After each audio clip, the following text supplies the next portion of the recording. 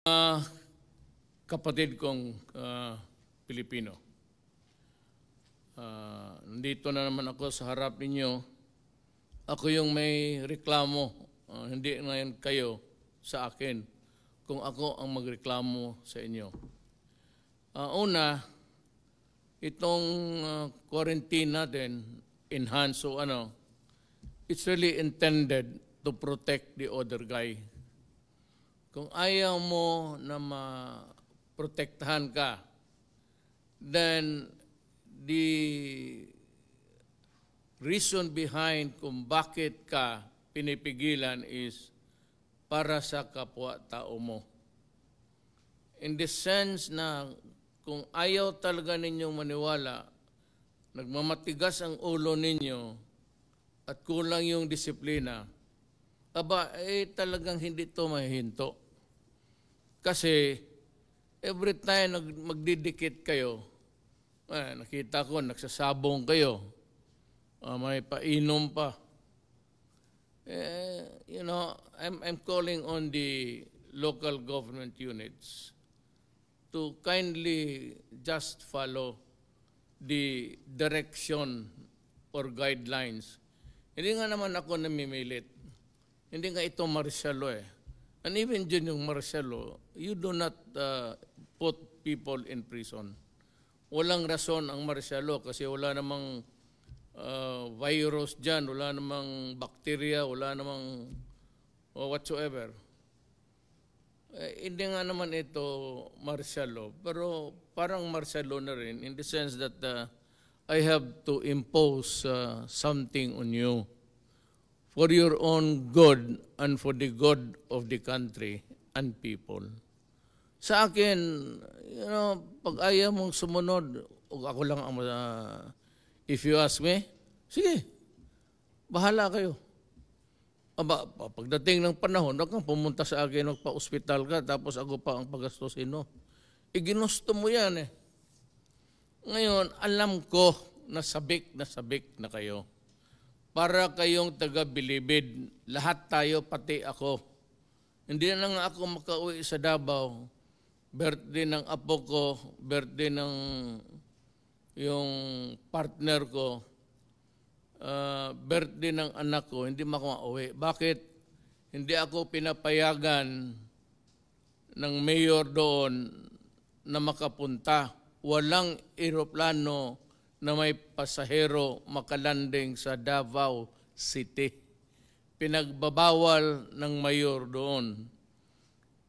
Kung sang-ayon ba yan sa instruction ko o yung rights of the people to travel,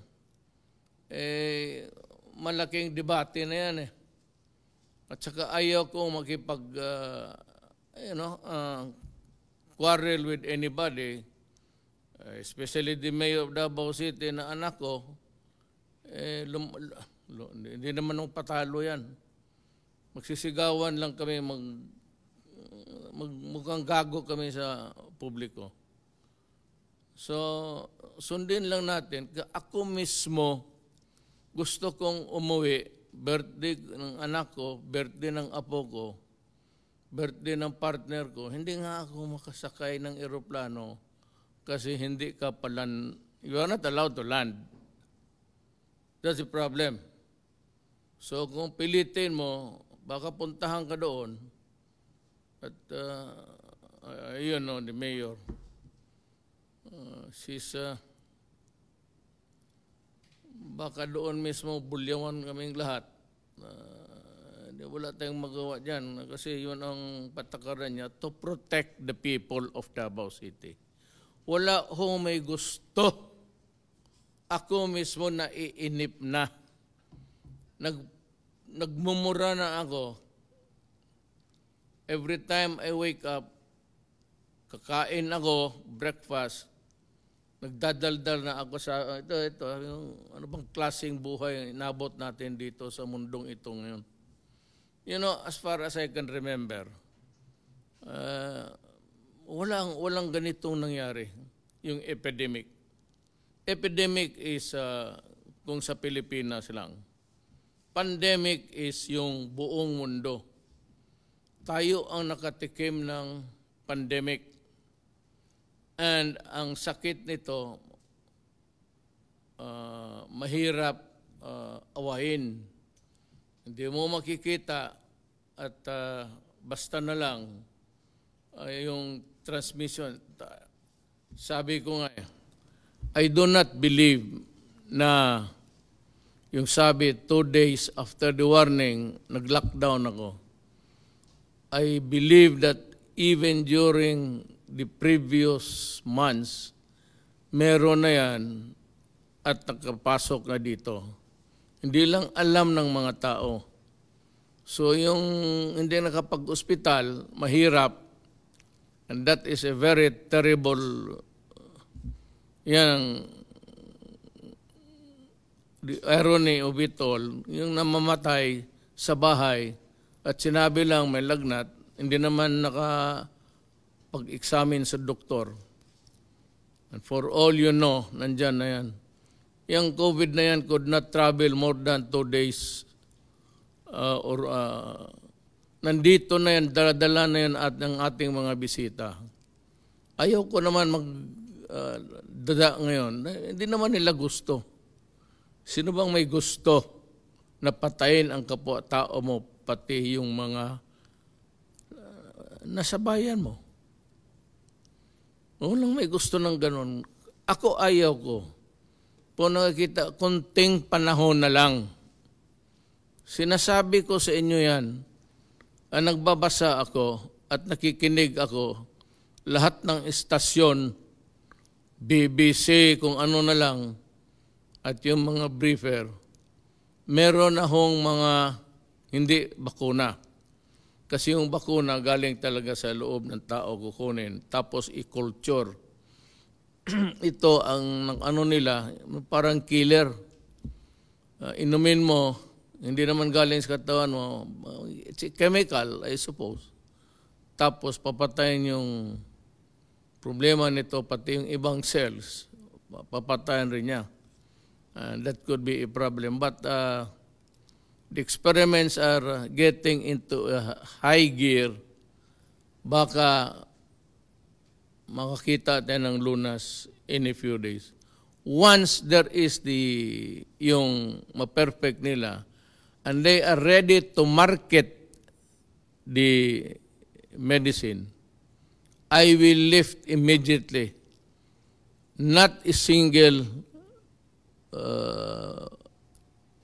even a single moment of delay. Tatanggalin ko yan kasing inip na talaga rin ako. Nang itong mga local government units, I'd like the DILG to investigate sino ang pasabong pati yung nagiinuman. Alam mo, sa totoo lang, yung kayong nagsasabong pati nagiinuman, ibig sabihin may pera kayo. Kaya ko papaano kung saan Do not expect any help from me. Sabihin ko talaga. Yun ang huli. Sorry na lang. May pera pala kayo pang sabong, may pera pala kayo pang inom. Di ibigay ko na lang. There's not enough to go around. Hindi talaga magkasya. We're getting low sa supply ng pagkain na. Ilang araw na yan, buong Pilipinas pinapakain mo. 18 million families. Sa isang pamilya, ilagay mo na lang 4, 5. Ilang bunganga yan. Yung counting natin na pamilya, in a family, magtanong tayo ilan sila. Kaya yung assistance binibigay ng gobyerno, dapat talaga gamitin ninyo sa wastong paraan. Now, for those people who are identified by the barangay captains and the mayors who are violating the quarantine, pasensya ho kayo. Help would not. Kung gano'n may pera pala. So, kulang na kulang ibigay ko na lang talaga sa yung nangangailangan at wala nang mapuntahan. The thing is, you must not reduce the population into something like they are hopeless.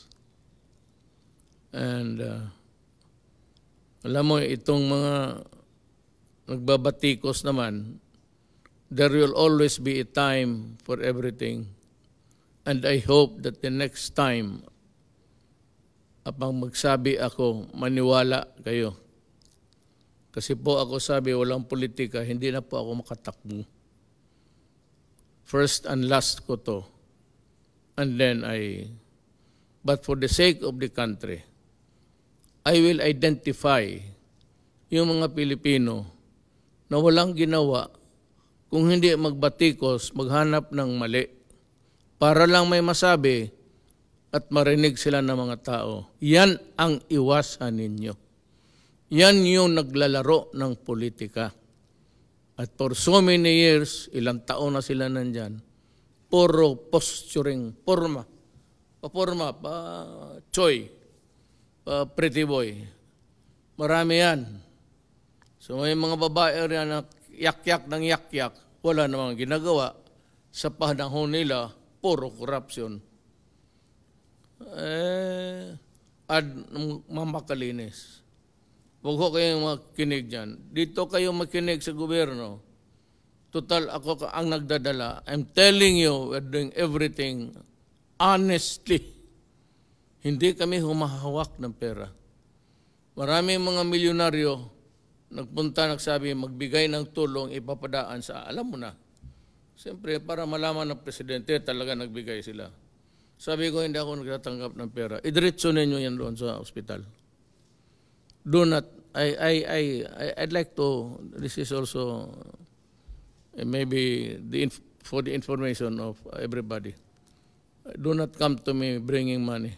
I do not accept. Ayaw kong humawak ng pera. Kasi ayaw kong magkwenta. Pag siningil ka balang araw, saan yung, ayaw ko ng ganun. Gusto ko wala. Para pagdating ng panahon, sabihin ko, ano kaya mo dyan? Ano bang hinawakan ko?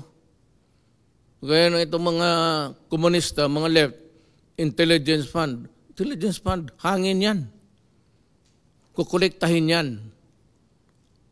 Tapos pagdating ngayon, itong budget na ito, yun ang guide natin, paano gastusin sa nakolekta natin.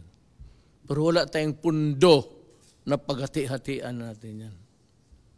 Yung savings, iba yun. Yun ang ginagamit ko rin. Pag maubos yan, then we start to borrow. Pag wala nang naubos na yung pautang, then we sell the assets of the government. I hope that this dilemma that we are facing now will end soon.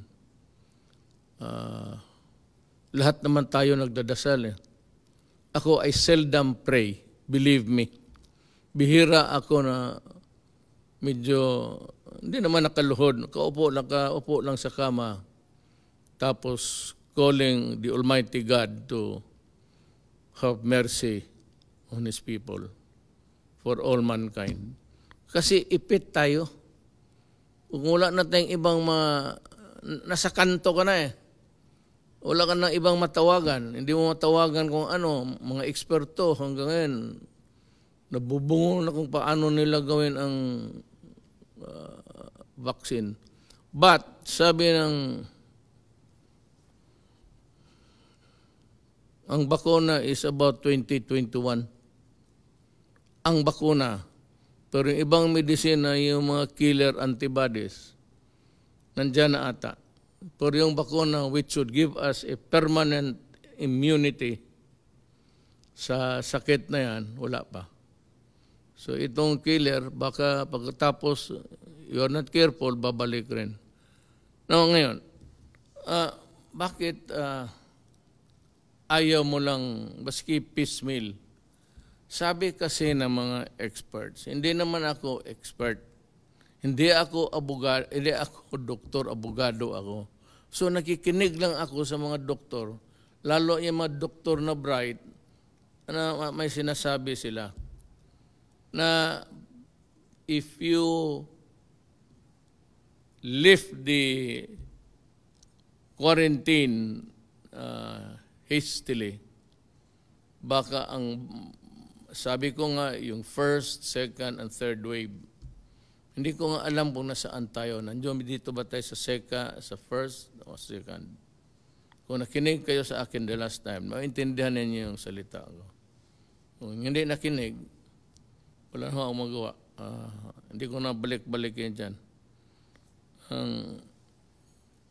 Mapayag naman ho tayo sa makalabas kayo, makabili ng pagkain to survive. But kung sabihin talaga ninyo na gutom na walang pagkain, hintayin lang ninyo, paalamin lang ninyo ang barangay captain. And I'm sure that we would have the food that needed to be on the table. Kaya ito ngayon ang sitwasyon. I'm just asking for your disiplina, konti.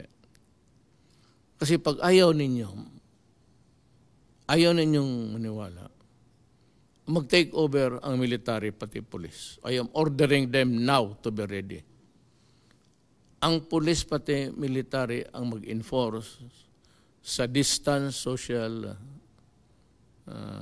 distance, at yung curfew. Sila na, parang martial law na rin. Mamili kayo. Ayaw ko. Pero pagka naipit na yung bayan at walang disiplina kayo, hindi na bali sana kung hindi kayo maniwala sa akin, no? Wala man ang paki. Hindi mo tayo kaibigan, hindi tayo kapartido, ayaw ninyo sa akin, hindi, okay lang. Pero ngayon, anumang partido mo o anumang kulay mo, sumunod ka. Kasi pag hindi, ang kaharap mo sunod, ang militar na pati polis. Yan ang ano ko. Ngayon, kailan talaga estimate mo, bigyan mo kami. Baka next week. Every day they are at it. Kaya nga, nandyan sila nakatutok. Habulan sila ngayon. Pero alam ko, even before the vaccine, which yung isang malaking Johnson & Johnson, sabi nila that they are almost a mile away, 2021. Yung iba naman nagsabi that kung matsambahan nila, baka matsambahan nila, may medical studies na sila, clinical studies. Kung yung binigyan nila ng 50 persons, lumusot lahat na may COVID, baka swertihin tayo. Swerte yan ng kumpanya, swerte ng tao sa mundo. Ngayon, ang ating total, kita mo ang ating total, it's 5,660. Ano na lang kaya kung hindi tayo nag-lockdown? Dikit-dikit kayo sa MRT, nakatindig, nakamatabi, mag-ubo. Ano na lang kaya yung sa mall? Ano na lang kaya ang mangyari kung yan sa palengke? May mga palengke dito, okay lang. Survival to, pati kakain. So people will have to go to the palengke to buy food. Isa-isa na lang, magsakripisyo ka ng isa, huwag naman kayo lahat lumabas. Magsakripisyo ka lang ng isang tao sa pamilya ninyo. It could be your husband. Pero yan lang, pagka nagkasakit, at least isa lang. Kisa magsabay kayo lahat, baski doon sa bahay, huwag kayong, lalo na kung may ubo, i-isolate mo na siya. Kung isa lang yung kwarto ninyo, di doon siya sa kanto. Maglagay kayo ng kumot dyan, latag mo dyan sa lugar niya para at least yung ubo niya. Dali naman yan. Yung ang panyo, lagyan mo lang alcohol, doon mo ibuga. Okay na siguro yan. Yung wala nang iba na kwarto ninyo, bilihan lang alcohol, mura. At least you can afford it. Sabi ko nga, kung ano lang, kamay-kamay lang, walang problema yan. Maglagay ka lang ng drum dyan, puno ng gasolina. Ilagay mo lang yung kamay mo dyan. Patay na yung... But these are things which we think that we'll have to resort to. In extremis, ika nga yung wala na. Ngayon, ang maganda nito, kasi 5,660 cases, ang 435 naka-recover. Ang 362 patay. Yan lang sa Pilipinas. Ewan ko sa probinsya, I do not have the, maybe this is yung data dito is all over the Philippines. Kaya hindi ko masisi yung anak ko na pati ako. Akala ko nagbibiro eh. Nung una sabi ko, uwi ako. Tapos sabi, tumawag kay Bong, sabihin mo kay Mayor, kaya hindi ko siya papayagan maglanding. Siyempre, kung puntahan mo yung tower, tapos sabihin, wag mong palandingin yan, wala tayong magawa. Yung tower, hindi magbigay ng go signal for you to land.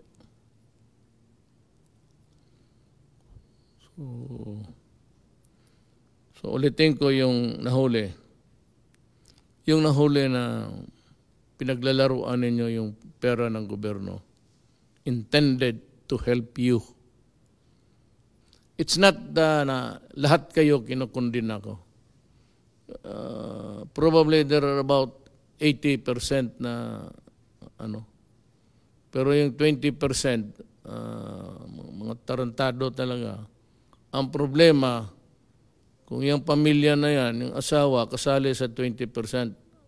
So, magsusugal ako ngayon.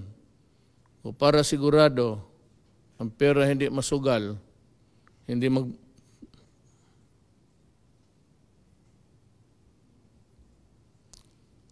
ibili ng alak, katarantaduhan. Yan alam mo, sa totoo lang, kung maharap mo ako, maniwala ko hindi, sapakin kita. Totoo lang. Ngayon kang lumaban ka, pasensya ka.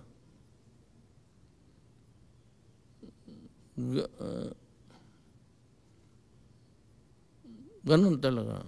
Pag may ibigay ako na pera tapos na, pati yung mga pulis mahuli ko magpiat-piat dyan sa estasyon. Tagdalawang suntok yan. Maglilinya yan. Kakala mo ang yaman ninyo, susugal kayo. Kulang na nga ang pera. Buti ngayon, dublado na. Isugal pa ninyo. At saka yung mga gagong pulis na sasabungan lang palagi. Wala na nga ang pera para pang pamilya. Waldasin pa ninyo sa mga bagay ng inuman, sugal. Kaya sabi ko, maabutan ko kayo. Maniwala ka. Taga mo sa kung saan mo itaga yan. Sa bato, sa tubig. Talagang sapakin kita. Ngayon, mag-away man tayo kasi masaktan ka. Di ikaw. Anong gusto mo?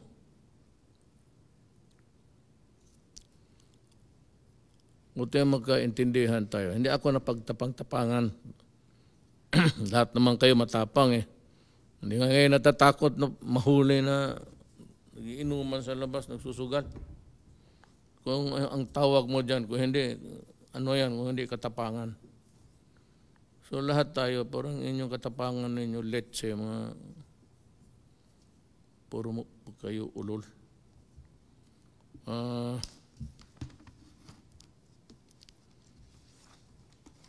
Tong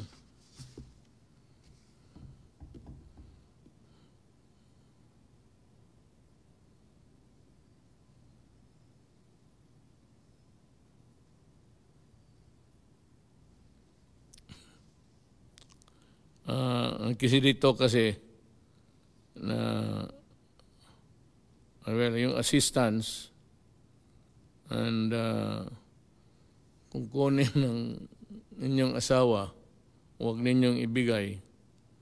At kung awayin kayo, ang pasyon na ninyo ng tubo na paalamin mo ako. At sa kayong mamatay ngayon, sabi ko nga, huwag kayong mamatay ngayon. Kayong mga matigas ang ulo. Kasi pag namatay ka at nalaman ng gobyerno na positive ka, o galing ka doon sa ospital, hindi na kailangan na ospital ka, positive ka lang, kukunin yung katawan ng patay mo, sa ayaw mo at sa hindi, that is to protect the greatest good for the greatest number. So kukunin yan, susunugin yan. Sa ospital, mamatayan, hindi ka man makaakyat doon, ikarga ng, tapos ibaba doon sa morgue, tapos balutin, ikarga, tapos diretso na sa crematorium. Hindi mo na makita.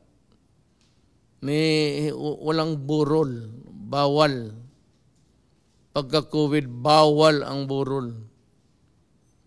Ngayon, kung malaman yan, kukunin yung patay sa harap ninyo,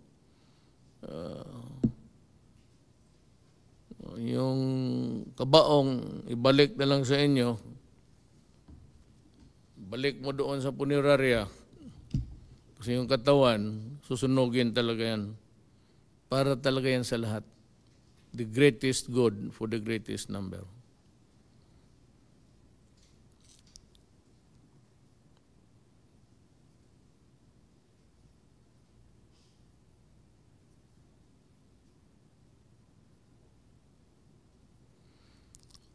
Gobyerno lahat. Hindi kayo makapili ng crematorium. The procedure as outlined by the Department of Health, hindi sa amin, masunod talaga. Ito namang may-ari ng crematorium,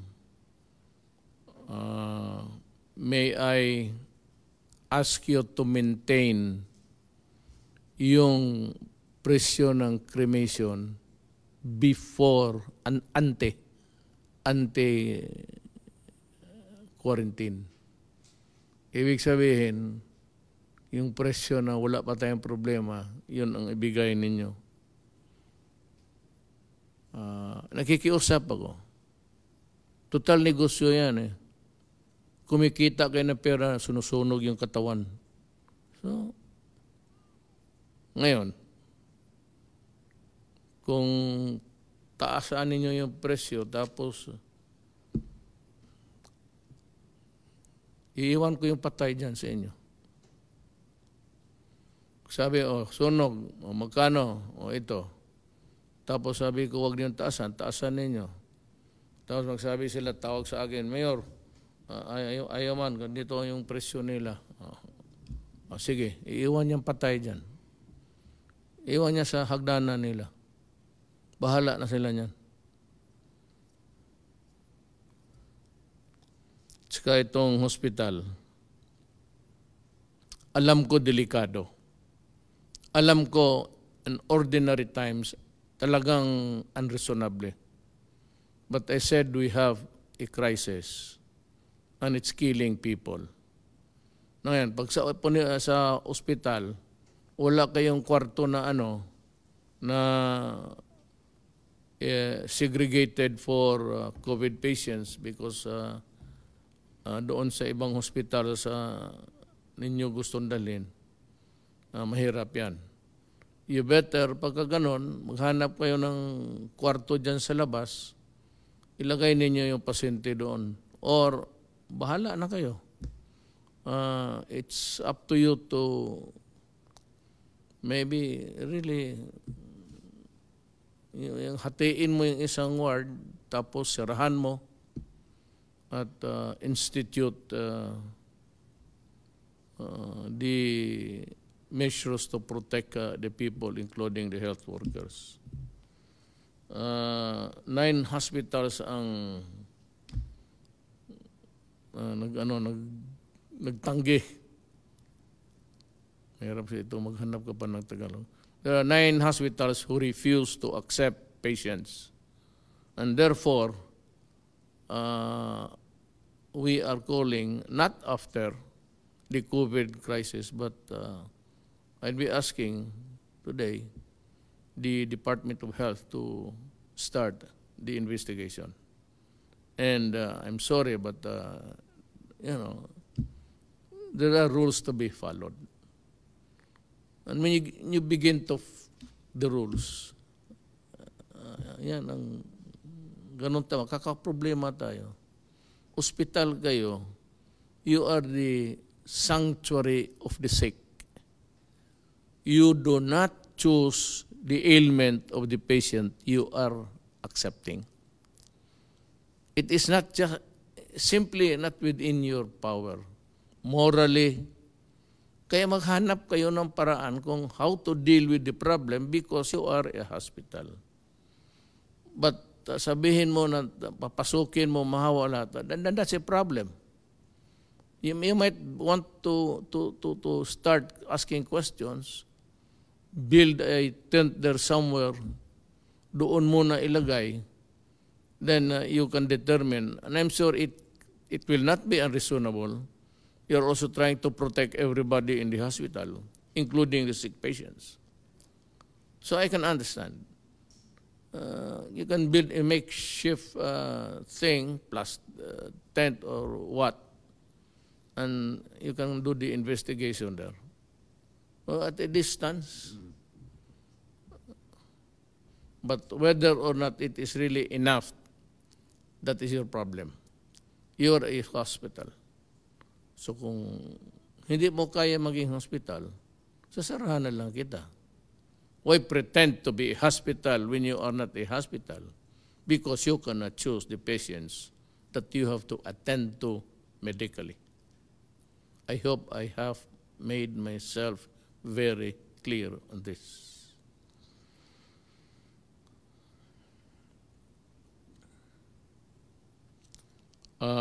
Also for the doctors to take note of what happened to the patient, because questions will be asked later, and you will be in a position to answer correctly.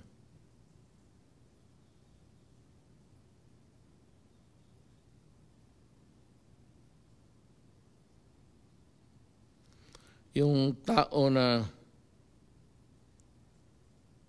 hinuli, you have to, I know that the police, military, and everybody else, for that matter, just want also to enforce the law.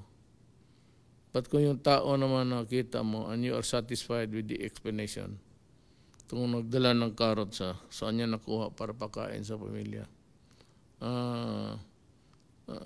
sabihin mo saan siya nakatira. And kung hindi na wala namang sakit, for the police to ipasa na lang. Kung taga Tondo, ganun, ihatid mo sa boundary, tawagan mo yung police doon, na ihatid ninyo sa, kasi nakatira sa dyan sa Tondo, kayo na maghatid. And let the barangay captain inform him of the situation, that there's a guy here, family was not eaten for, tulungan na lang natin. I'm sure if you bring this to the attention of the mayor, Mayor Moreno, and every mayor for that matter, no mayor could ever also bear to see his constituents die of hunger. So I'd like to remind everybody that whatever we do here, there has to be a humanity in it. It's just a question of enforcing the law. You have to take into account the humanity angle. So, kaawa naman.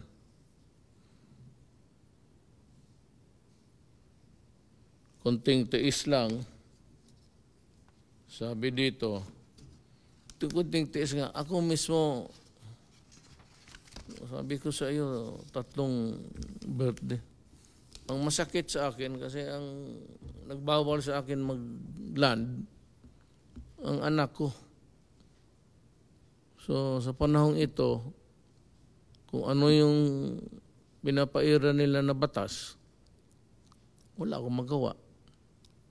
Because they're trying also to protect the people of Davao City. It might be a very noble gesture, but it can sometimes be cruel.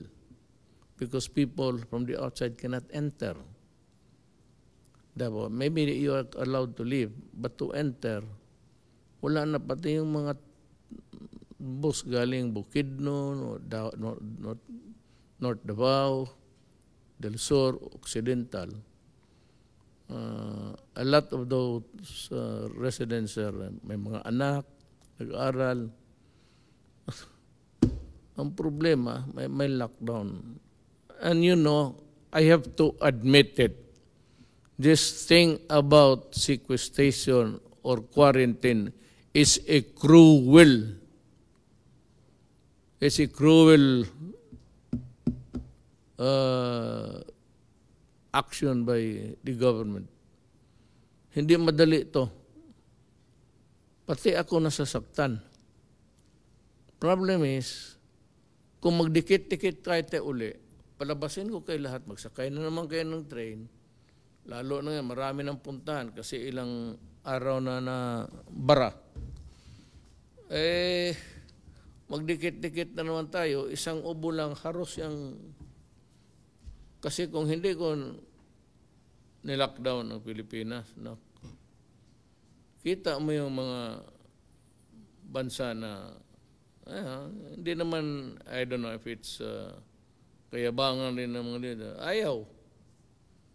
Dito tayo ang nauna sa Asia. Tayo talaga ang nauna sa Asia. Maybe, hindi naman ako nagyabang. Maybe because I was really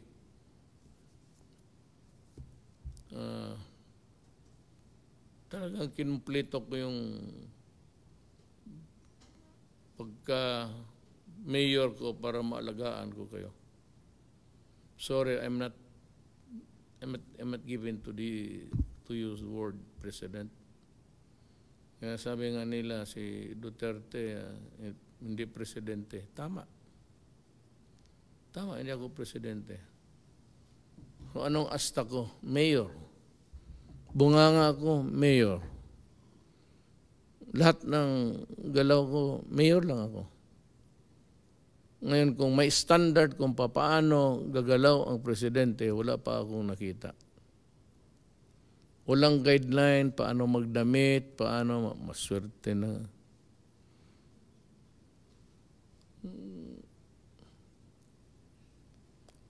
Wala. Pero ito yung, ako yung si ako. Ako. So, hindi ako nananakot. Kasi wala naman akong nananakot ako na mahawa kayo.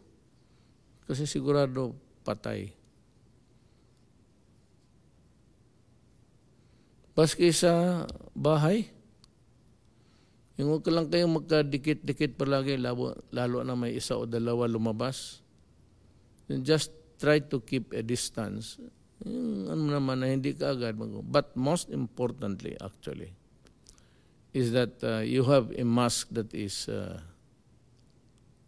an effective thing. Huwag yung mask na nakalaylay tapos makapasok yung binuga mo na virus o virus para protektahan mo. Tiis ang ano dyan. Kalbaryo to, actually. Ang nakita ko lang na tapos na yung paghirap niya si Yesu Cristo. Kasi dumaan na ang Biyernes Santo, Sabado de Gloria, Sunday nabuhay na siya. Pero tayo parang patay ngayon. Ewan ko ba kung itong ating universe, isa lang tayo sa billions, no? Hindi ko talaga masabi kung bakit ganito ang nangyari sa atin. Sa bahay, mag-mask kayo. Siguro naman na may namigay na ang pagkawala. Maghintay kayo because talagang biglaan ito all over the world. Yung kanilang patay is maabot na ng 25, maabot araw-araw. Ang patay nila is the other day sa America, I think, was 2,000. Mahirap talaga. Buti tayo ganito na. Dahil nga sa, hindi akin yan ha. Baka sabihin mo, napakahusay ni Duterte kasi nag-lockdown.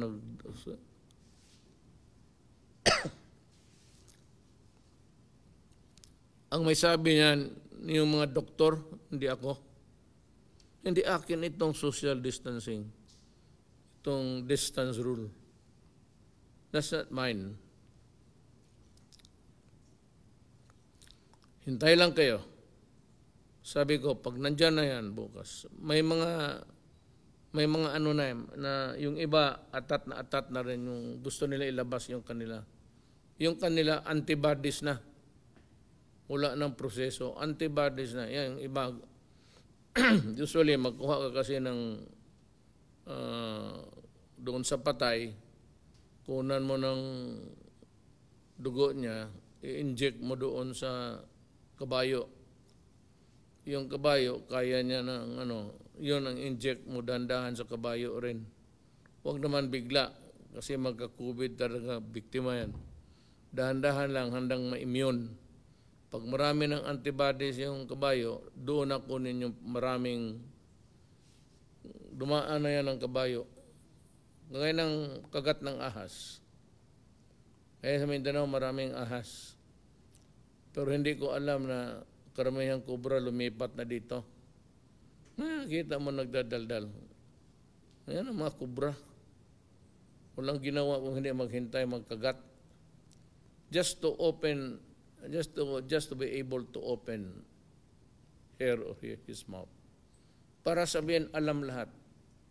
Tangay may mga tao dyan na sa Kongreso. Lahat. Na baski anong topic, may masasabi talaga. Oh, ganoon yan eh. Magdagdag. Kaya ayaw magpaiwan. Sabi ko, there will always be a time for reckoning. Dating ng eleksyon, sabihin ko sa inyo, kung sino yung tao na dapat pili. Pumili kayo ng baka may next COVID. Kikita mo naman kung sino-sino sila. Ano ang nagawa? Ito lang tanong ko. Dumaan naman kayo. Ano ang nagawa ninyo para sa bayan? Yan lang. Pag sinabi ninyo ako wala, okay wala, ay kayo. What have you done for the country except to talk and criticize and talk? Pilipino naman, nakikinig ka dyan sa mga, babasa ka dyan sa mga Facebook. Tapos pagdating ng panahon ng kamatayan, ito lahat bagsak ka na. Then you look to government for succor.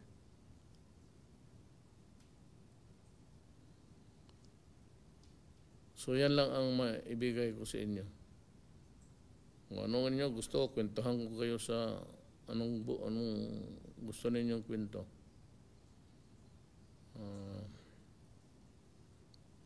Wala nga. Not in the last generation, even during the war. Sabi nila, matatanda. Ngayon lang talaga sila nagkaroon ng experience na ganito. Tako tayo sa bahay. Sabi nga na isang smart elect, paano natin malabanan yung COVID, Mayor, kung nagtatago tayo sa bahay? correct ka. Yun ang misteryo ng COVID. Nakatago ka na at gusto mong mag-away. Ang awayin mo, magtago ka. Di ba? Magtago ka dahil mahawa ka. Gusto mong labanan, o sige, labanan natin. Paano? Magtago ka. O, ganun rin. Ang China, kasi nagsunod, yung sa UB, saan galing yung doon nag-umpisa itong contamination? Okay na. Nag-lockdown sila 59 days. Nung isang araw, binuksan nila. Maligaya na sila. Sumunod kasi wala na silang positive. Not one of, not even one sa population. So, sunod lang tayo, baka magkaroon rin ang mangyari para magpasalamat tayo. Again, I said, I know it's hard. Alam mo, sa totoo lang, gusto ko na lumabas kaya alam mo bakit? We are running low. Low as in low yung ating supplies. Sabi ko nga, we cannot feed you wherever hanggang kamatayan. Hindi ka naman paggamot lahat ka agad-agad. Ilan lang ospital. Wala man ang hospital na libo Kaya we had to go for yung makeshift hospital for the numbers. At yun namang mga may-ari ng mga buildings, mga hotels na who so generously offered. One day I will maybe go to you and thank you personally for helping us. In the meantime, mga kababayan ko, kunting panahon na lang. Kung may access kayo sa internet, nandyan lahat, nilalatag na nila kung ano. So, wag na yung vaccine. Itong mga killer antibodies na lang. Kasi kung mabili yan, in mass production, mabigyan ng quota yung Pilipinas at sufisyente, I will lift ang medisina lang kailangan ko. Vaccine 2021. Kung baga ito, kung bacteria, antibiotic, penicillin, gano'n. So, pinapatay yan. Hindi dahil sa katawan natin, kung hindi dahil sa injection. Kunting panahon lang, kunting tiis na lang talaga. Nakikiusap ako. And besides, we are running low sa supply. So we are negotiating again now. If we can have, we can borrow. Kasi yung may sabi mo na $500 million, part of that really is to control COVID. So may mo talaga yan. Hindi mo pwede gastusin yan sa infrastructure. It's intended just for the human being. So, dadating rin yung panahon na yan. In the fullness of God's time, the antibodies and the vaccines will come. Maraming salamat po.